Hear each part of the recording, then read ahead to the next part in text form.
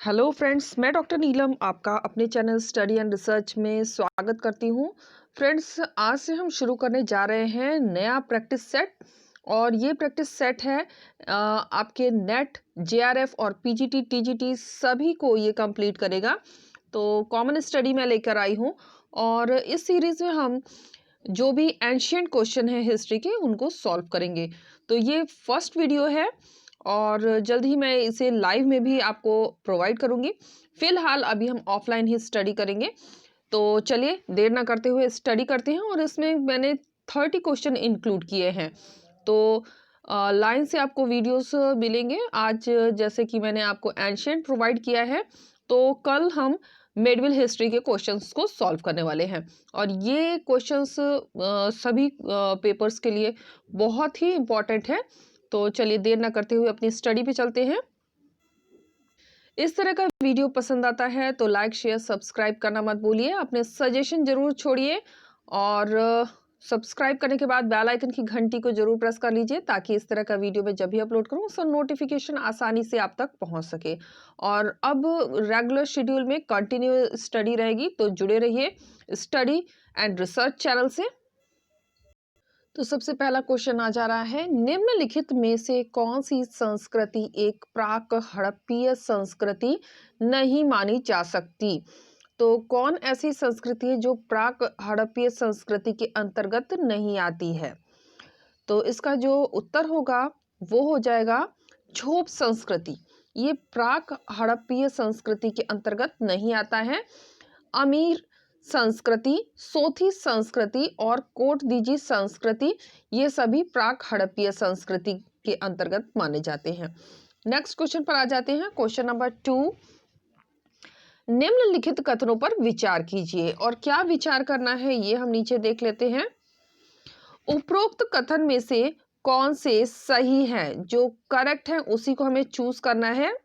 तो जो हमारा करेक्ट हो रहा है वो हो जाएगा, देख लेते हैं एक बार। नंबर 1 कहता है ऋग्वैदिक काल में राजा के पदाधिकारियों में प्रमुखतम पुरोहित था। ये बिल्कुल सही है। इसके बाद क्वेश्चन नंबर 2 पॉइंट कहता है ऋग्वैदिक आर्यों का ग्राम सामान्यतः स्वजनों के एक समूह को इंगित करता है, ना कि एक गांव को। ये भी करेक्ट है। इसके बाद नर्मदा नदी का उल्लेख ऋग्वेद के 5वें मंडल में दिखता है। ये गलत दिया हुआ है तो इसे हम नहीं लेंगे। और 4 पे चलते हैं। ऋग्वैदिक काल में भूमि का स्वामित्व संपूर्ण कबीले के हाथ में था। ये भी करेक्ट है। तो जो हमारा उत्तर बनेगा वो हो जाएगा 1, 2 और 4। नीचे देख लेते हैं। 1, 2 और 4 जो है वो ऑप्शन ए में हमें मिल जाता है। तो नेक्स्ट क्वेश्चन पे आ जाते हैं। क्वेश्चन नंबर 3, हड़प्पा काल का एक कांसे का रथ जिसमें 2 बैलों की जोड़ी जुती हुई और इसे एक नग्न मानव आकृति चला रही है, निम्न में से किस स्थान की खुदाई से प्राप्त हुई है? तो ये प्राप्त हुई है दायमाबाद से। ऑप्शन डी हमारा यहाँ पे करेक्ट होगा। फ्रेंड्स, आपको जानकारी दे दूं कि नेट के मैंने और पेपर पहले ही सॉल्व कराए हुए हैं, जिसका लिंक आपको डिस्क्रिप्शन बॉक्स में या आई बटन के माध्यम से आप एनटीए यूजीसी नेट के एग्जाम पेपर देख सकते हैं। वीडियो के माध्यम से स्टडी कर सकते हैं। इसके अलावा अगर टीजीटी पीजीटी के हिस्ट्री के पेपर आप देखना चाहते हैं तो उसके भी वीडियो अपलोड हो चुके हैं। और वहां तक पहुंचने के लिए आप आई बटन अथवा नीचे डिस्क्रिप्शन बॉक्स में जाके इनको देख सकते हैं। चलिए अपनी स्टडी पर आ जाते हैं। क्वेश्चन नंबर 4, निम्नांकित में से कौन सी वैदिक पुस्तक उपनयन संस्कार का विस्तृत विवरण प्रस्तुत करती है? तो विस्तृत विवरण जो प्रस्तुत करती है वो हो जाएगा किसका? उपनयन संस्कार का। तो हो जाएगा शतपथ ब्राह्मण।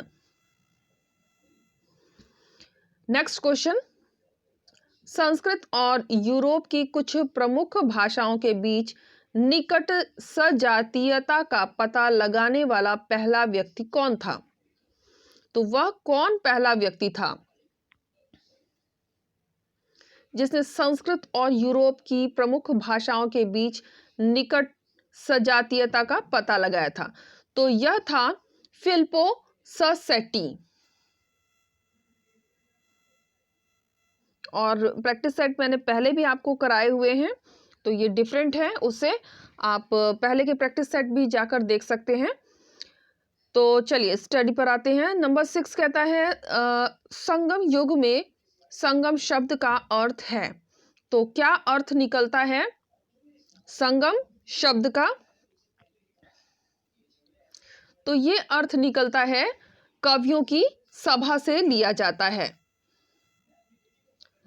नेक्स्ट क्वेश्चन, संस्कृत भाषा का प्राचीनतम नाटक सारीपुत्र प्रकरण किसके द्वारा लिखा गया?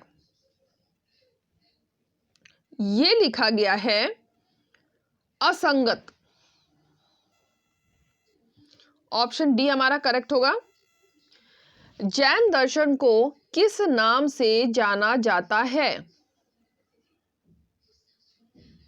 तो जैन दर्शन को जाना जाता है स्यातवाद के नाम से। निम्नांकित में से कौन सी घटना बुद्ध के जीवन में पूर्णिमा के दिन घटित नहीं हुई? बाकी सभी घटनाएं पूर्णिमा के दिन घटित हुई हैं, लेकिन एक ऐसी घटना है जो पूर्णिमा के दिन घटित नहीं हुई। तो ये घटना थी परित्याग की, जब उन्होंने घर का त्याग किया था। जन्म, ज्ञान प्राप्ति और मृत्यु ये सभी के सभी पूर्णिमा के दिन हुए हैं। क्वेश्चन नंबर 10, मगध के शासक नंद संभवतः निम्नलिखित में किसके संरक्षक थे? फिर से देख लेते हैं। मगध के शासक नंद संभवतः निम्नलिखित में से किसके संरक्षक थे? तो ये संरक्षक थे जैन मत के। नेक्स्ट क्वेश्चन पे आ जाते हैं। क्वेश्चन नंबर 11, पश्चिम भारत में कौन सी जगह बौद्ध मत का ऐसा सबसे बड़ा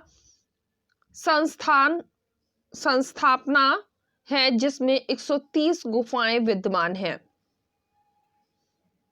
पश्चिम भारत की बात कर रहा है, तो सबसे बड़ा जो है वो हो जाएगा अजंता। ऑप्शन थर्ड हमारा यहां पे करेक्ट होगा। नेक्स्ट क्वेश्चन, बौद्ध मत का सबसे प्राचीन स्तूप कौन सा है? बौद्ध मत का जो प्राचीन स्तूप माना जाता है, जो सबसे प्राचीन है, वो हो जाएगा सारनाथ।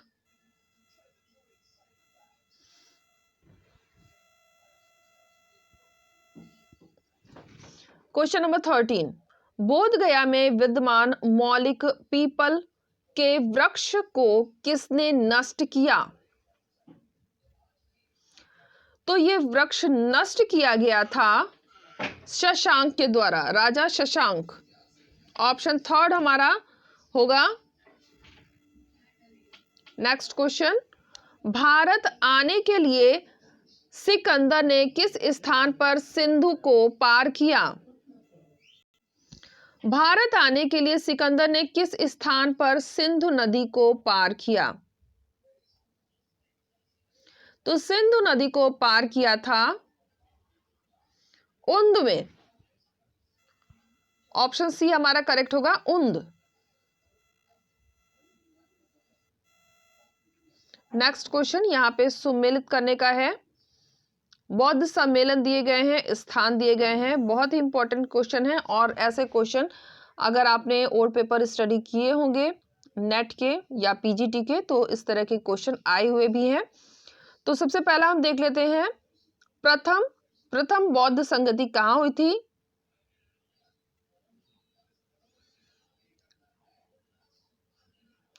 तो प्रथम बौद्ध संगति हुई थी गिरिब्रज में।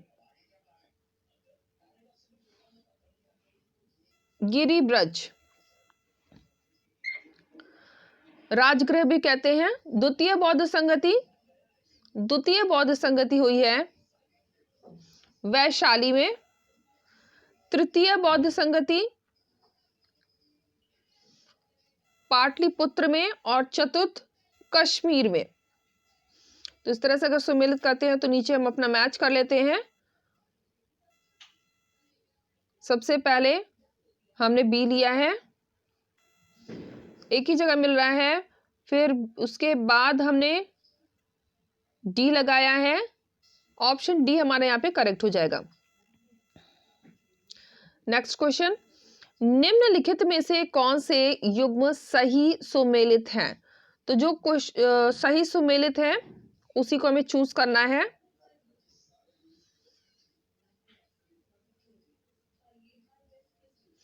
सबसे पहला दे रहे हैं 14 प्रमुख शिलालेख, धम्म के विभिन्न सिद्धांत। तो सही सुमेलित हमें पता करना है, ये गलत है। फिर 7 स्तंभ शिलालेख, शिलालेखों के परिशिष्ट, सही है। भाब्रू अभिलेख, अशोक का नवीन प्रशासन। बराबर गुफा अभिलेख, अशोक की असहिष्णुता, ये भी करेक्ट है। तो हमारा जो इसमें आंसर बन रहा है वो हो जाएगा ऑप्शन बी। मौर्य साम्राज्य में प्रचलित मुद्रा का नाम क्या था? मौर्य साम्राज्य में जो मुद्रा प्रचलित थी उसका नाम था पण।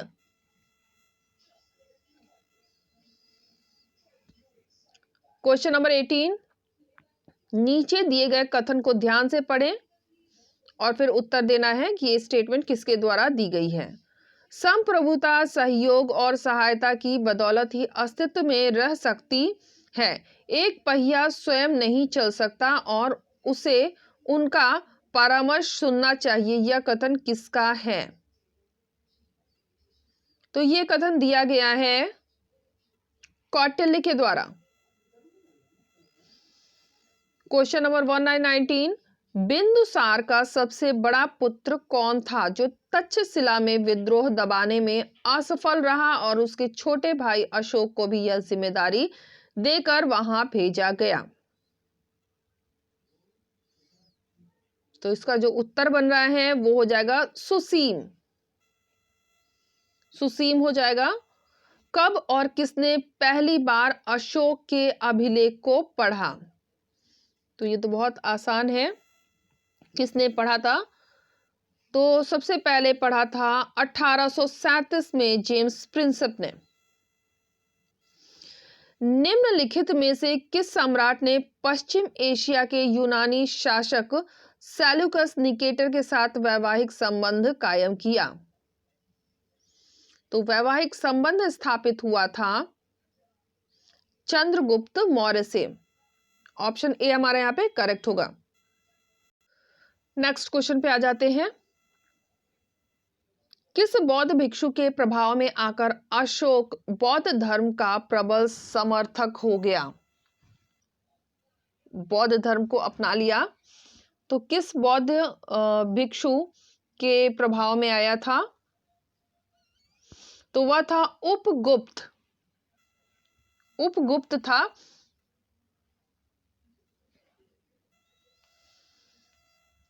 मेरठ और टोपरा में स्थित अशोक के स्तंभों को दिल्ली लाने वाला सुल्तान कौन था?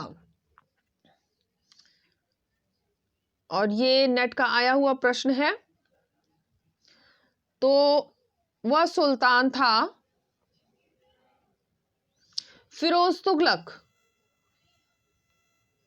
बिंदुसार की मृत्यु के समय अशोक कहाँ का राज्यपाल था? कहाँ का राज्यपाल बना था? तो यह राज्यपाल बना था उज्जैन का। शुंग वंश के संस्थापक पुष्यमित्र शुंग का उत्तराधिकारी कौन था? शुंग वंश के संस्थापक पुष्यमित्र शुंग की बात कर रहा है, तो उसका उत्तराधिकारी कौन था? तो वो उत्तराधिकारी था अग्निमित्र। अग्निमित्र हो जाएगा ऑप्शन डी। खारवेल जो ईसा पूर्व पहली शताब्दी की महत्वपूर्ण राजनीतिक हस्ती था, किस राज्य का शासक था? तो जिस राज्य का शासक था वो हो जाएगा कलिंग, उड़ीसा। शक संवत किसने और कब प्रारंभ किया?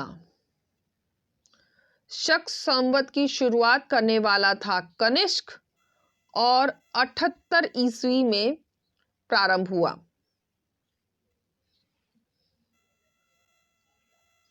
उज्जैन के एक राजा विक्रमादित्य ने 58 ईसा पूर्व में किसके ऊपर विजय के उपलक्ष्य में विक्रम संवत प्रारंभ किया था? तो विक्रम संवत प्रारंभ किया था